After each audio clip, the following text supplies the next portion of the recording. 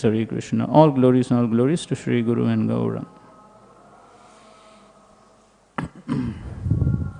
Om Namo Bhagavate Vasudevaya.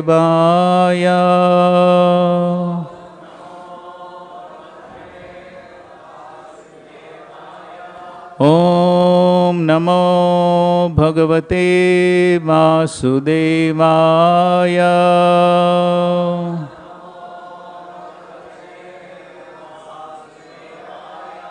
Om Namo Bhagavate Vasudevaya.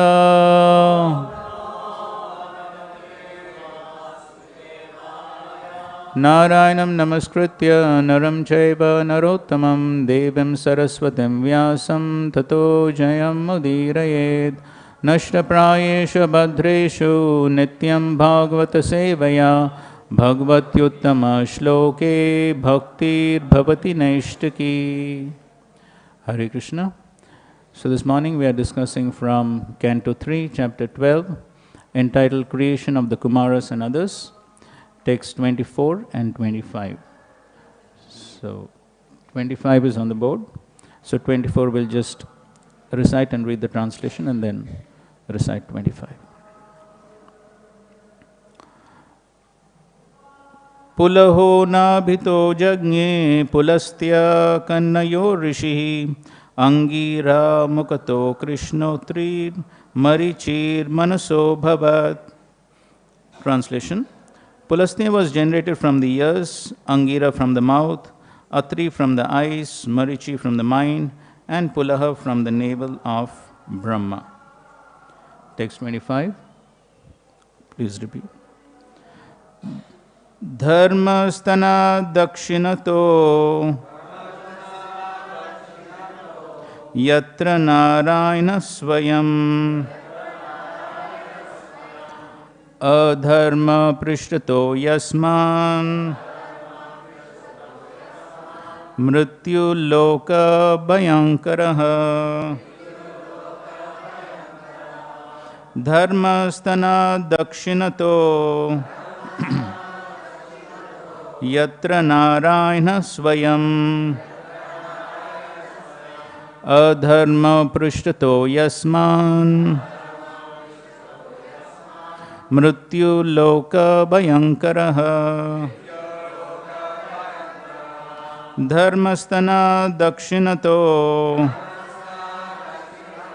yatra narayana svayam adharma prishtato yasman mrityu loka-bhayaṅkaraḥ.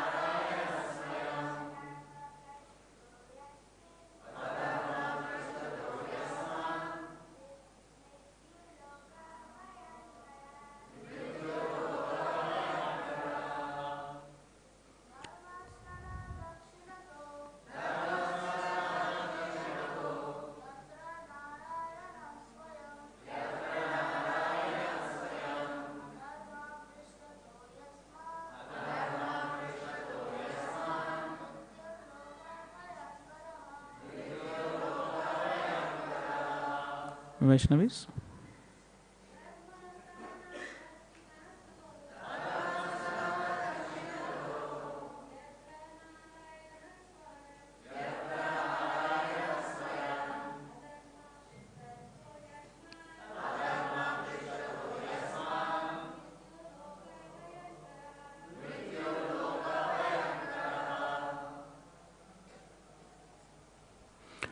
Word for word meaning.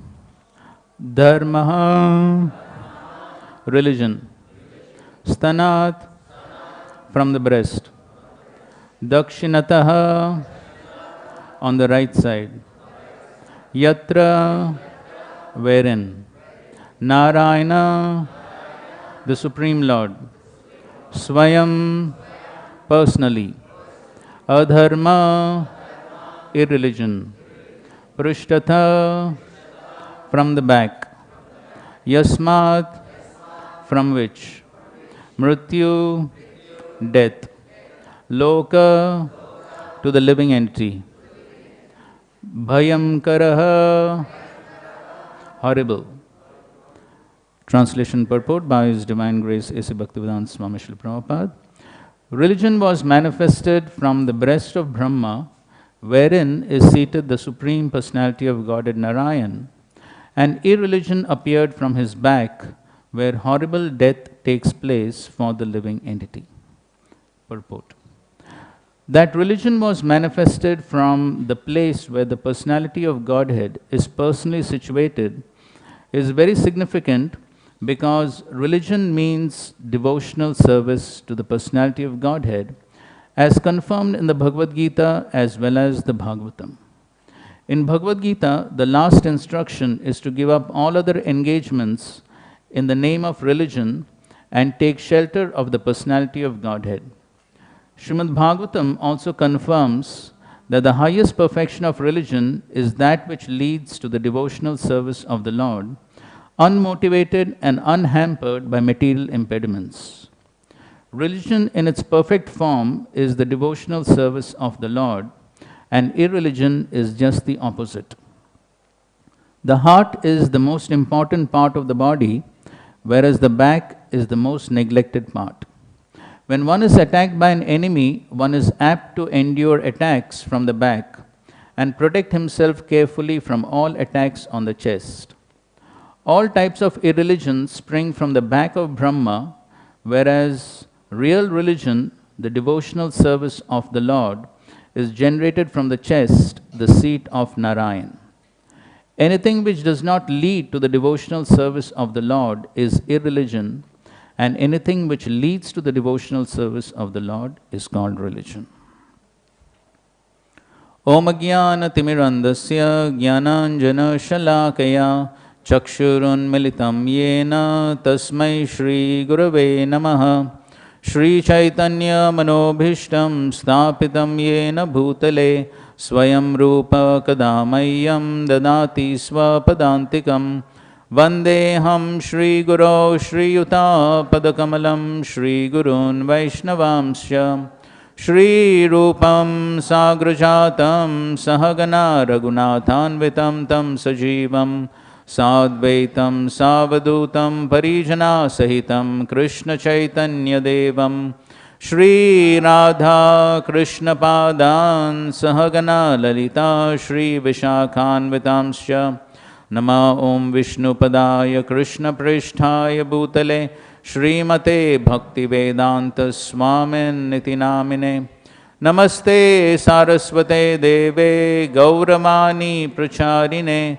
Nirvishesha Shunyavadi Pashyatya Deshatarine Namo Mahavadanyaya Krishna Prema Pradayate Krishnaya Krishna Chaitanya Namne Gauratvashe Namaha He Krishna Karuna Sindho Deenabandho Jagatpate Gopesha Gopika Kanta Radha Kanta Namostute Tapta Kanchana Gaurangi Radhe Vrindavaneshwari Vrishabhanu Sute Devi Pranamami Hari Priye Vancha Kalpa Tarubhyascha Kripa Sindhubhya Evacha पतितानां पावनेभ्यो वैष्णवेभ्यो नमो नमः।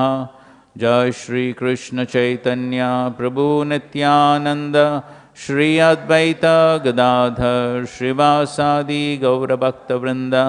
हरे कृष्णा कृष्णा कृष्णा हरे हरे, हरे Ram Ram Ram Hare Hare. Hare Krishna. Seeking the blessings of all the assembled devotees, especially some senior devotees present here.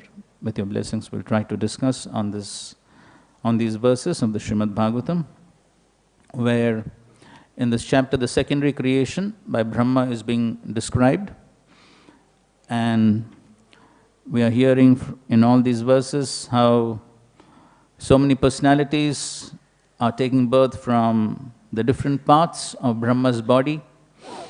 So in the 24th verse, it's described that how there are these different saintly personalities like Pulastya from the ears, Aṅgirā from the mouth, Atri from the eyes, marīcir from the mind, Pulaha from the navel. So in this way, from the different parts of Brahma, so many personalities are taking birth. And then the 25th verse describes that how dharma stana dakshinato. So dharma is appearing from the chest of Brahma, the right side, and then adharma prishtato yasman. So adharma is appearing from the back of Brahma. And Srila Prabhupada is describing that how religion or dharma is appearing from the place where yatra Narayana swayam. So the place where Narayana is situated, where the Supreme Lord is present in the heart. So from there, dharma is manifesting and adharma is manifesting from the back. So we'll try to discuss on this important theme of this verse, and that is dharma and adharma. So we'll try to discuss 3 points. The first point, we'll try to discuss about adharma and its various types. The second point, we'll discuss about dharma and what are the symptoms of real dharma and how one can achieve that. And the third point we'll discuss is what could be the obstacles in achieving this pure dharma. So we'll begin with a quote from Srila Prabhupada. In a lecture in London, August 17, 1971, on Srimad Bhagavatam, 1st canto, 1st chapter, 2nd verse, Srila Prabhupada says, any religion which does not teach about God, which does not know what is God, that is cheating religion. And then he quotes from Vrindavan Das Thakur, Prithvite yaha kichu dharma naam chale, Bhagavat kahe taha paripurna chale. So Srila Prabhupada is defining over here what is religion and what is irreligion. So anything which leads one towards knowledge about God, the understanding of God, how to achieve God, that is real religion. And anything which does not help one to achieve that, that is irreligion or adharma.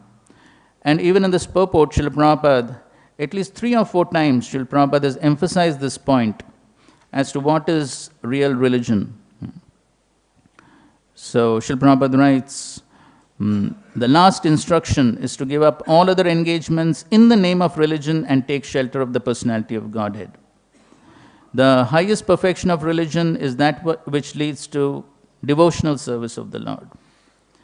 And similarly towards the end, again Srila Prabhupada says, anything which does not lead to the devotional service of the Lord is irreligion, and anything which leads to the devotional service of the Lord is called religion. And so many times Srila Prabhupada in this purport has repeated the definitions of dharma and adharma. And Srila Prabhupada is quoting this from Vrindavan Das Thakur, where he says that in the world, prithvite yaha kichu dharma nama chale. In this world, whatever is going on in the name of dharma, dharma nama. The Bhagavat says, Bhagavat kahe taha paripurna chale. So even though so many things are going on in the name of religion, it is not true religion, but it is actually chala. Chala means cheating, cheating religion. And so Srila Prabhupada says, yes, Vrindavan Das Thakur is offering a very strong criticism as to how there are so many different types of so-called religions going on in the world, but actually they're all different forms of adharma or irreligion. And so, in the 7th canto, 15th chapter, verses 12, 13, 14, Narad Muni in his discussions with Yudhishthira Maharaj speaks about the different types of adharma. We won't go into the details, but we will just list them and speak a short definition of each one of them. So the first one he says is vidharma. So vidharma means religious principles which obstruct one from following one's own religion. So many obstacles that could be there in one actually performing the real religion, that is devotional service, all of that constitute vidharma. The second he says is paradharma. So paradharma means religious principles introduced by others who are not bona fide. So we find so many apasampradayas, so many people introducing so many things. So all of them constitute paradharma. Next he says is upadharma. Upadharma means new type of religion created by one who is falsely proud and opposes the principles of the Vedas. So somebody just out of pride, vanity, he introduces by his own mental concoction some type of religion, but which is not in accordance to the principles of the Vedas. The fourth category he says is chaladharma. So chaladharma means one interprets according to one's own jugglery of words. As we find, as Srila Prabhupada, so many times he talks about so many people misinterpreting the Bhagavad Gita, Srimad Bhagavatam. Srila Prabhupada at that time also spoke about 600, 700 editions of the Gita. So many people are misinterpreting the words of the Gita. So all this constitute chaladharma. And the last one he says is abhas dharma. So abhas dharma is a pretentious religious system manifested by one who willfully neglects the prescribed duties of his order of life. And so abhas means a dim reflection. It appears like a real religion, but it is not real religion because one is not following one's own prescribed duties and one is simply concocting some form of religion. So it appears as if it is real religion, but it is not real religion. So all these are the various types of cheating religions, which right in the beginning, the Srimad Bhagavatam kicks out, dharma projita kaitava atra paramo nirmatsaranam satam. So all types of kaitav dharma, cheating religions are totally removed from the Srimad Bhagavatam. Vyasadeva totally, Srila Prabhupada gives example, just like one sweeps the room and whatever unnecessary dirty things are there, one collects and throws them out. Similarly, the Srimad Bhagavatam throws out all types of cheating religions and establishes pure religion, the real dharma. And so therefore, the real dharma, as Srila Prabhupada very often explained, is to come to the understanding of one's real constitutional position, Jivera Swarup Hoy, Krishnera Nitya Das. So that is, when one comes to that understanding and one comes to the understanding of one's relationship with the Supreme Lord, establishing love for the Supreme Lord, that is real religion. And so therefore, the next point which we'll try to cover is what is meant by real religion and how can one achieve that. So, Srila Prabhupada in the purport is quoting the famous verse, the first canto, second chapter, 6th verse. Savai pumsam paro dharmo yato bhakti radokshaje ahetuki apratihata yayatma suprasiddhati. So, the real dharma, paro dharma means the topmost dharma for all humanity, savai pumsam paro dharmo yato bhaktir adokshaje. That is bhakti, devotional service. To whom? Adokshaja, the Supreme Personality of Godhead, who is beyond the purview of one's material mind and senses. So devotional service to the Supreme Lord. But what should be the quality of that devotional service? Ahaituki apratihata. Ahaituki means without any cause, without any motivations, and apratihata means without any interruption. So when one performs this type of pure devotional service, the result is yayatma suprasiddhati. One becomes totally satisfied at all levels, body, mind, soul, at all levels, one becomes totally satisfied when one practices this type of pure devotional service. And so therefore, we'll try to understand a little more deeply about what are the characteristics of pure devotional service. So of course, this topic has been dealt with extensively in so many different scriptures. But we find very prominently the definition of pure devotional service as given by Srila Rupa Goswami in the Nectar of Devotion, Bhakti Rasamrit Sindhu. Anya bilashita shunyam jnana karmadyanavritam anukulyena krishnanu shilnam bhakti ruttama. So pure devotional service, the characteristics are anya abhilashita shunyam. It should be free from all types of material desires. Anya abhilashita shunyam jnana karmadi anavritam. Uncovered by mental speculation and fruitive activities. Jnana karmadi anavritam anukulyena krishna anushilanam. Anukulyena means with a favorable attitude. So when one performs devotional service with a favorable attitude to please Guru and Krishna, and one follows anu. Anu means one follows the footsteps, the instructions of the previous acharyas, and anu also has another meaning, and that is continuously. So in this way, when one performs devotional service, then such devotional service is said to be pure devotional service.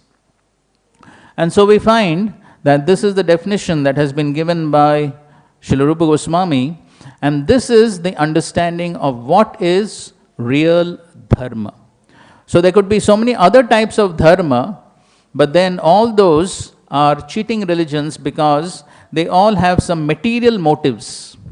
As Srila Prabhupada explains, that many times people practice dharma for the sake of artha and kama, for the sake of getting some material opulences, some material benefits, and material benefits ultimately for sense gratification. So most people practice dharma for artha and kama. And then afterwards, when one gets disgusted with artha and kama, then one desires moksha. So in this way we find that most religious systems aim at getting something for themselves. And so when one gets frustrated with material things, then one thinks of liberation, getting out of the material atmosphere. So in this way, we find that most people practice dharma with a desire to get something. Bhukti, mukti, siddhi, kami. All of them have been described as kami, sense gratifiers, because they want something in return for the practice of dharma. But then, Krishna Bhakta Nishkama Adeva Shanta. Krishna Bhakti means Nishkama, without a desire for getting something in return. So that is the characteristic of pure devotional service.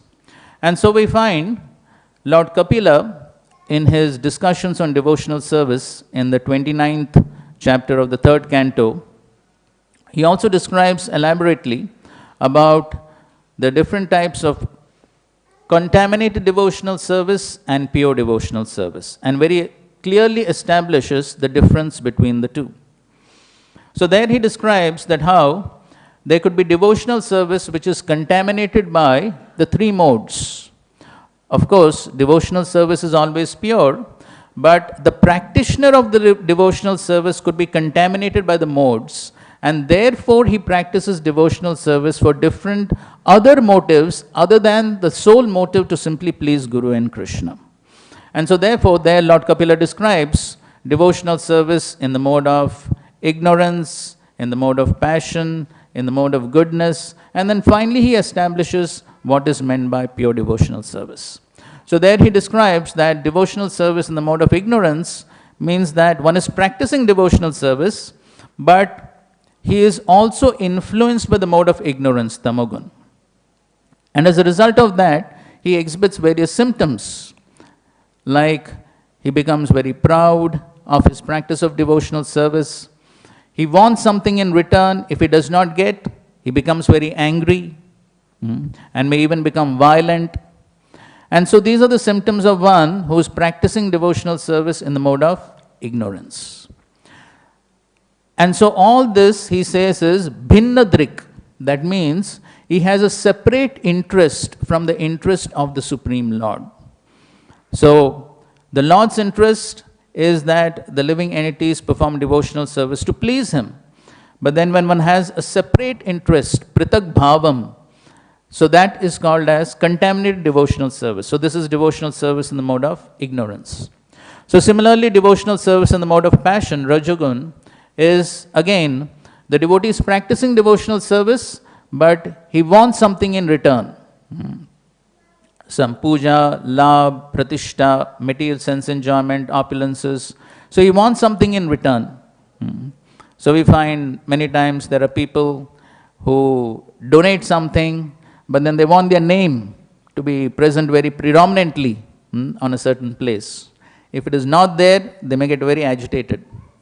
So we find that somebody practices devotional service, but he wants some material things in return. So that is devotional service in the mode of passion. And similarly, he speaks about devotional service in the mode of goodness, where a person is offering the fruits of his activities to the Supreme Lord, but again there's a motive. The motive is to become free from the inebrities or the contamination or any reactions that may come from the performance of his activities. So he's practicing devotional service, he's giving the fruits to the Supreme Lord, but with the motive to free himself from some reactions to his contaminated activities, fruitive activities. So that is devotional service in the mode of goodness.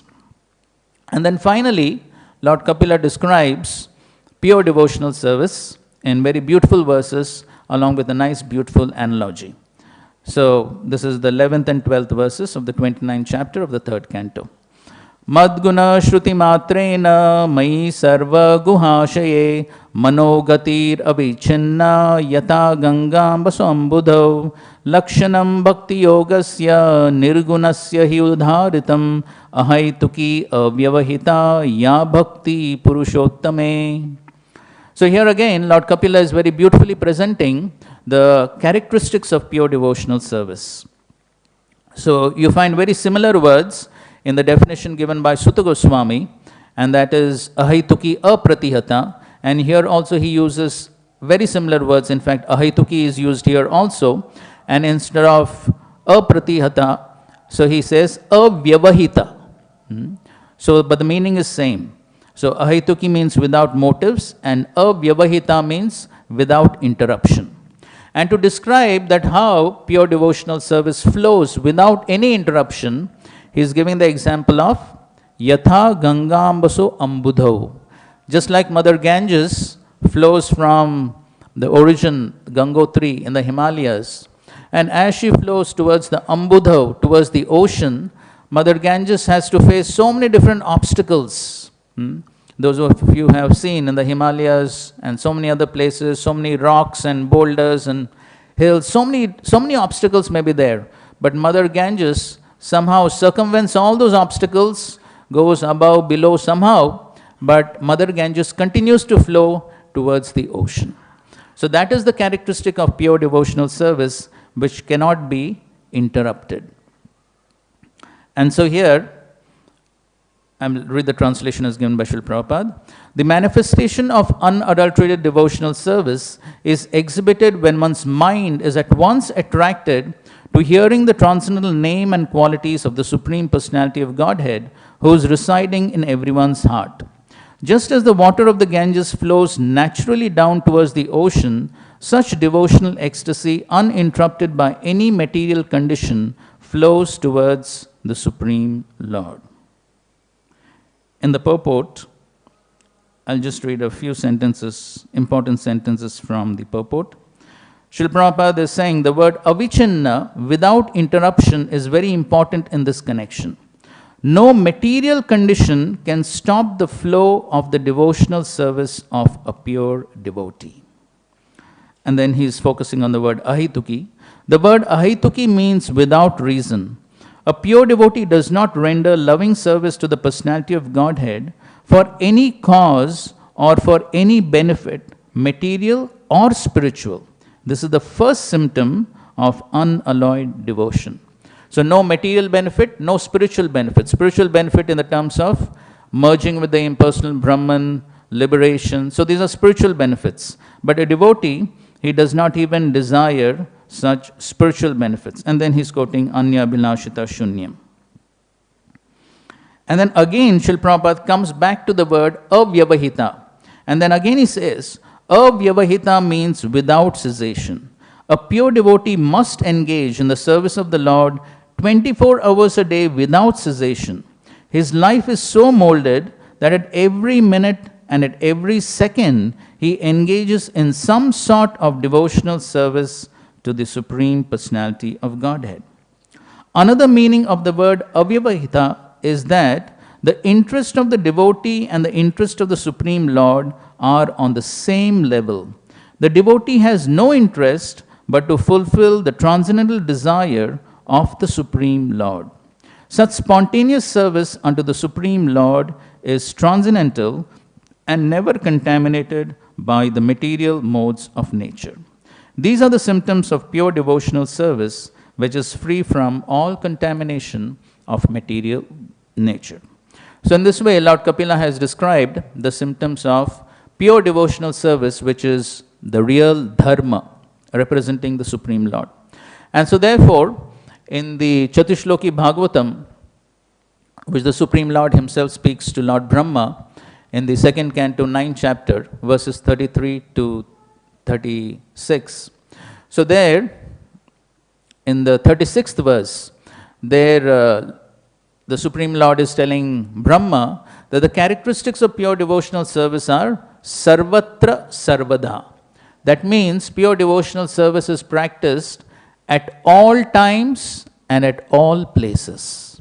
So there cannot be any material impediments to the practice of such pure devotional service. And so at all times, one can practice devotional service. Srila Prabhupada in the purport describes, gives examples that how devotional service can be practiced even in the womb of the mother. Just like Prahlad, he practiced even within the womb. And then it can be practiced even when one is on the deathbed, about to die, like Ajamil, and all times in between. So therefore, devotional service can be practiced at all times, at all places. So these are the characteristics of pure devotional service. And one does not have any desire to get something in return. And so therefore, we find that in the scriptures there are so many different examples of such pure devotees to show very clearly what is the standard of pure devotional service. Of course, in the Srimad Bhagavatam, we have the well-known example of Prahlad Maharaj, how Prahlad Maharaj, in spite of so many different ways in which Hiranyakashipu tried to impede Hiranyakashipu, tortured him, but still, instead of thinking, Prahlad could have thought, so very good, the Lord has come, finished off this treacherous person. But no. Prahlad is just thinking about the deliverance, and that's what he requests Lord Narasimhadev, to deliver his father. And of course, Lord Narasimhadev says, what to speak of your father? 21 generations have been liberated. But then we find that that's the quality of devotional service of Prahlad. And then of course, Prahlad asks another benediction, that is, if there are any material desires, please destroy those material desires. And Prahlad Maharaj, the only thing he basically asked for is service to his spiritual master Narad Muni, who delivered him from the pit of material existence. So in this way we find Prahlad didn't ask anything material for his sense enjoyment. That is the standard of pure devotional service. And similarly we find in the pastimes of Lord Sri Chaitanya Mahaprabhu, during the Mahaprakash Leela, when Lord Sri Chaitanya Mahaprabhu was calling his intimate associates and requesting them to ask for some benedictions. So he calls Murari Gupta, Haridas Thakur, Sridhar Kolavecha, so many of his associates, and requests them, please take some benediction. I'm ready to give you anything. So he's offering anything, just like Sridhar Kolavecha. He was such a poor person. So it is said that the only possession that he had was a rusted iron pot, which even the most desperate thief would not think of stealing. That is the only thing which he had. And a hut which had holes all over the roof. And his cloth which had more knots than cloth. That was the situation. So when the Supreme Lord Sri Chaitanya Mahaprabhu is telling him, ask for some benediction, he could have asked for so many things. At least he could have asked for some better living conditions so that he can practice his devotional service. Somebody may say, at least for the practice of my devotional service, I need some money, I need some opulence, at least for that. But in spite of that condition, Sridhar Kolavecha doesn't ask for anything. Even though Lord Sri Chaitanya Mahaprabhu was insisting, please ask something. I will be pleased if you ask. But still, in fact, rather the only thing that he asked for is pure devotional service and remembrance of the Lord in every life.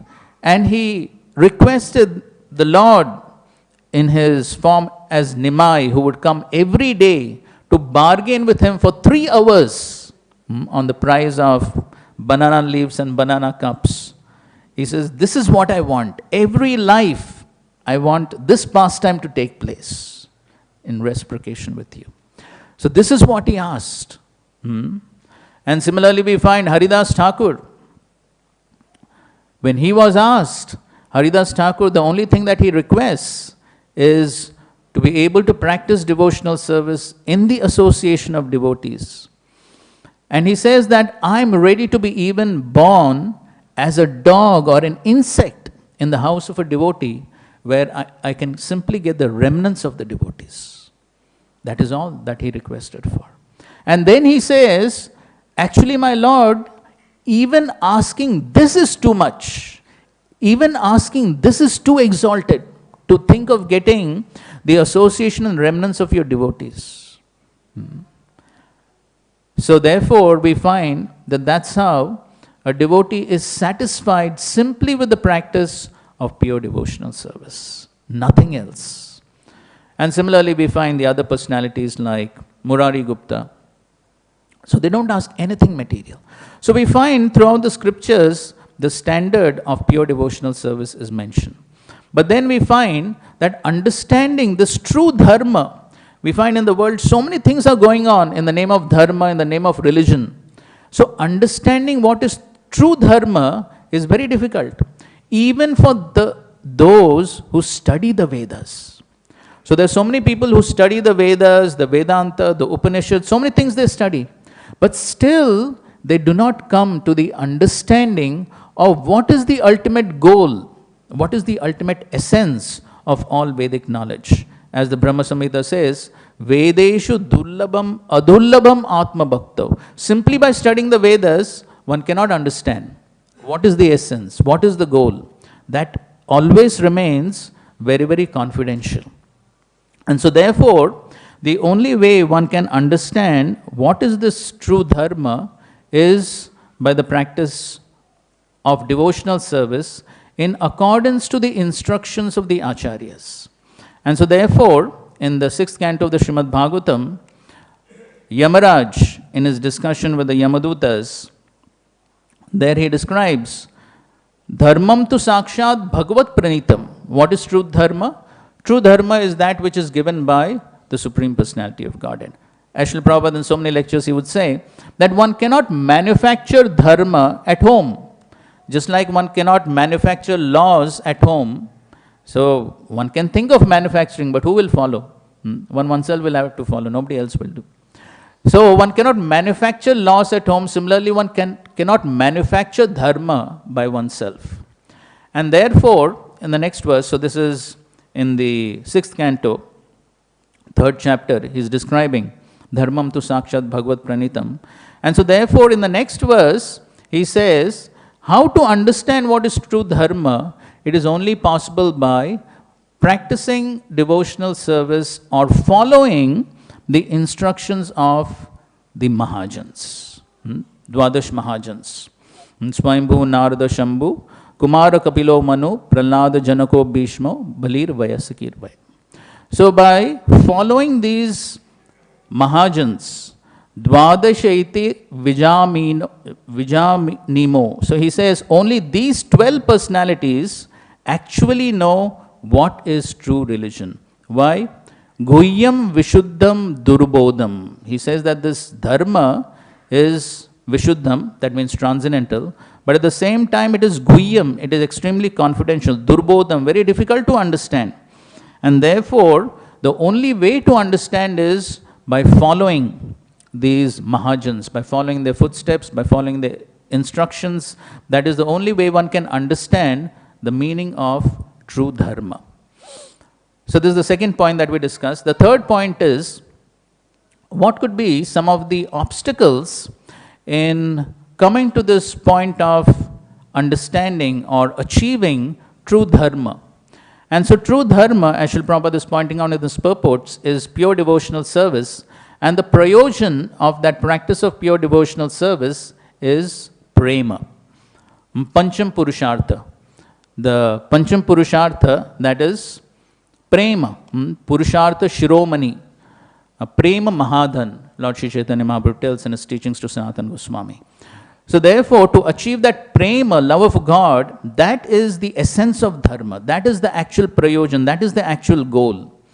But then, in achieving that, there could be various obstacles. So we'll discuss on what could be the various obstacles and what could be the solutions in trying to overcome those obstacles. So in that connection, Lord Sri Chaitanya Mahaprabhu, in his teachings to Sanatana Goswami, he describes this story. A short story he describes that how once an astrologer, he was going around in the village, and then he saw one very poor man. And so the poor man, because of his poverty, he was very sad. So normally, nobody likes to be poor. So a person is poor, he is sad because he doesn't have much opulence, he cannot enjoy. So the man was very poor. And so the astrologer, he saw his charts and things like that. And then he told him that actually, you're not poor.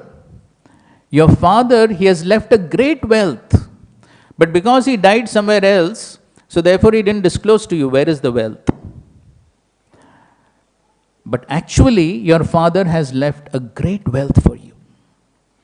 So similarly, Lord Sri Chaitanya Mahaprabhu describes, the Vedas also describe that every living entity has a great wealth within oneself. But one does not know the presence of the wealth, nor does one know how to achieve that wealth. Then Sri Chaitanya Mahaprabhu says, so then the poor man, he was inquisitive to know, oh really, my father left a wealth? Where is that wealth? And how to achieve it? So if somebody just tells you that your father left a wealth, but if he doesn't say where it is, what is the use of just that much information? So therefore, then the astrologer, he told him the place, that yes, here is the place where your father has left the wealth. Okay, next question is, how to achieve it? So then he says, okay, so as you're digging for this wealth, don't dig on the southern side.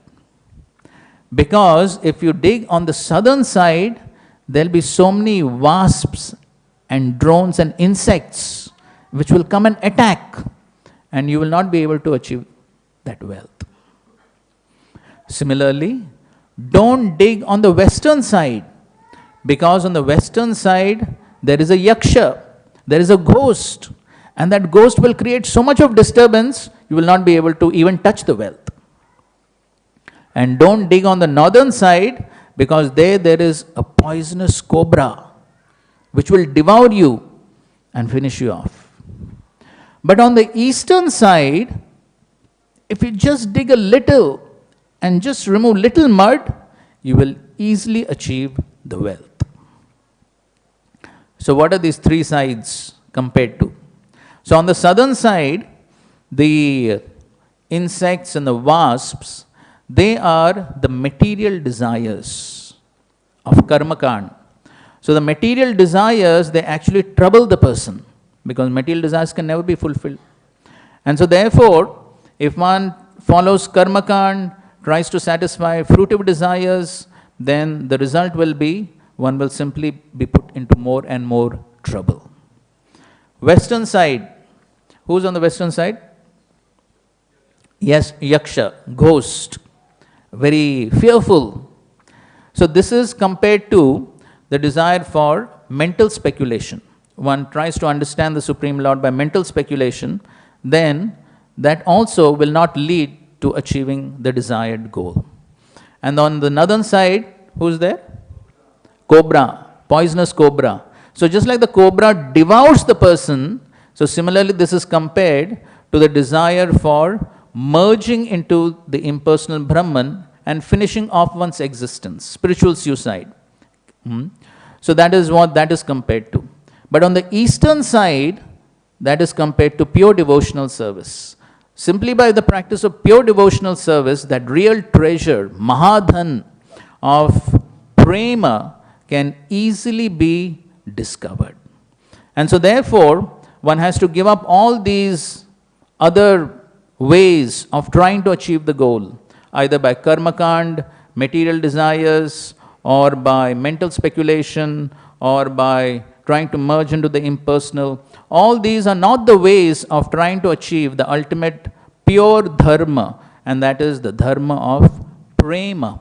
That can only be achieved by the practice of pure devotional service, where one is simply in the mood of being the servant of the Supreme Lord. And as Sri Chaitanya Mahaprabhu said, Gopir Bhartur Padakamalayur Das Das Das Anudas. Only by trying to practice devotional service in that mood can one actually come to unpacking or unraveling the real goal of the practice of dharma, and that is prema. And so therefore, by trying to simply follow in the instructions of the pure devotees, one can overcome these various obstacles. We don't have time to get into the details, but I'll just speak one point, because one of the great obstacles on the path of devotional service, especially for those who are transcendentalists, for those who are devotees, is the subtle anarthas, especially the pratishta asha. And so in that connection, Raghunath Das Goswami in his Manashiksha, he speaks this very beautiful verse which talks about this problem and its solution. So he says, Pratishta asha drishta shvapacha ramani me ridhi natet katam sadhu prema sprishati shuchir etan nano manaha sadatvam sevasva prabudaitam samantam atulam yatatam nishkasya tvaritam ihatam veshayati saha. So he is comparing this pratishta asha to what? Shvapacha ramani, a dancing prostitute within the heart. So he says, katam sadhu brishtam. So sadhu prema. How can one achieve sadhu prema if the heart is filled with this pratishta asha? Very difficult to achieve sadhu prema or prema for the Supreme Lord. So therefore he says, what is the solution? Seva prabhu dayita samantam atulam. By serving atulam, atulam means unparalleled, prabhu dayita. Prabhu dayita means the commanders in the army of the Supreme Lord. So by serving these great acharyas, the commanders in the army of the Supreme Lord, and by developing a love for them, that is how, by their mercy, they will kick out all these anarthas from the heart, by their grace, and then only it will be possible for one to achieve that Krishna prema. And so therefore, we find that that is the most important aspect of a practice of devotional service. We have the commander in the army of Lord Sri Chaitanya Mahaprabhu, His Divine Grace A.C. Bhaktivedanta Swami Srila Prabhupada, So by carefully studying his books, by following his instructions, and by following those who are sincerely following Srila Prabhupada, so by their mercy, by Srila Prabhupada's mercy, by the devotees' mercy, it will be possible for one to remove all these obstacles on the path of pure devotional service, and that is how one can achieve this real dharma, which is prema. Thank you very much. Hare Krishna. If we have 2 or 3 minutes, if somebody has some questions or comments, you can please.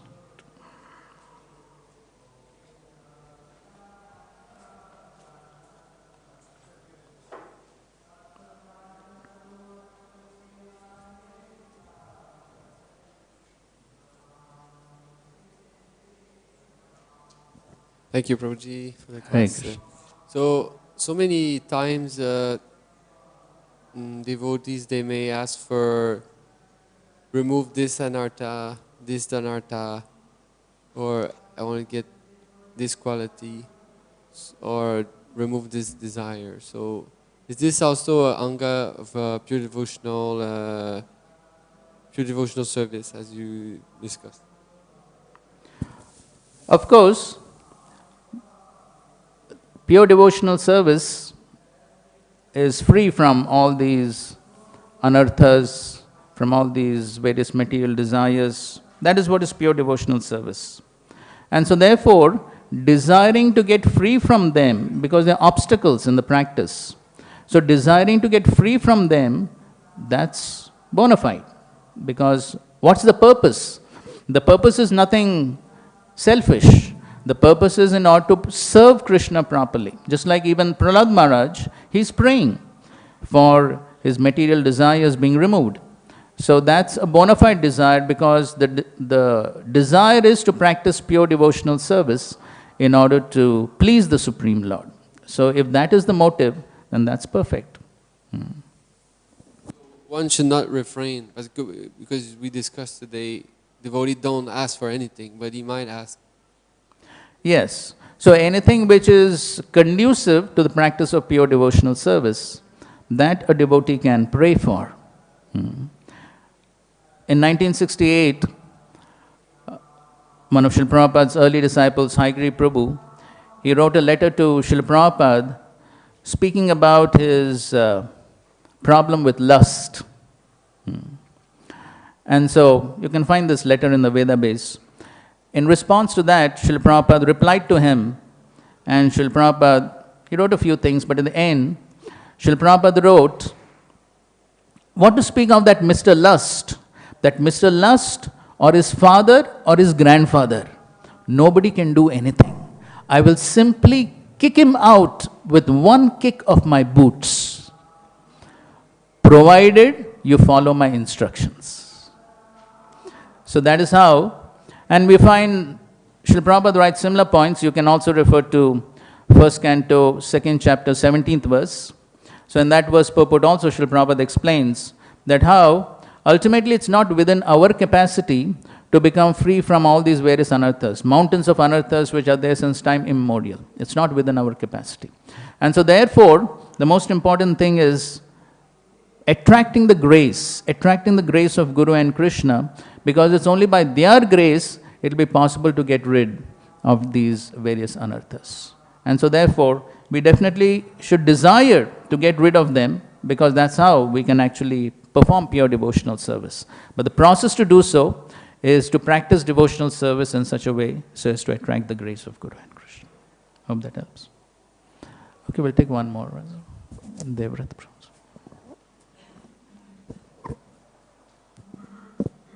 Hare Krishna, Prabhu. So you mentioned this verse, Evam dana nipatitam prapapavikumbe, in Prahlad Maharaj is praying for service to the spiritual master.